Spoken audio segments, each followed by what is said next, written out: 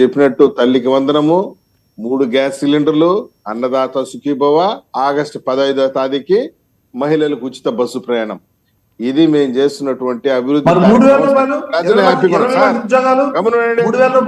ఆగండి సార్, ఒక సంవత్సరంలోనే అన్ని చేస్తారా ఏంటి? కదా నేనేమంటానంటే మీరు చెప్పేటప్పుడే 5 సంవత్సరాలు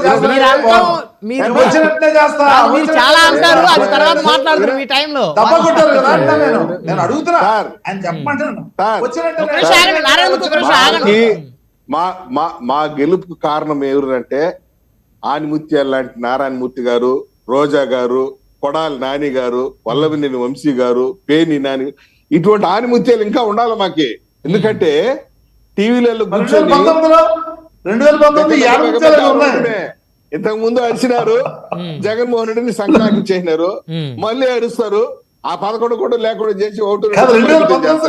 right right right, one by one మాట్లాడుతుంది, మళ్ళీ వస్తాను మీ దగ్గరికి.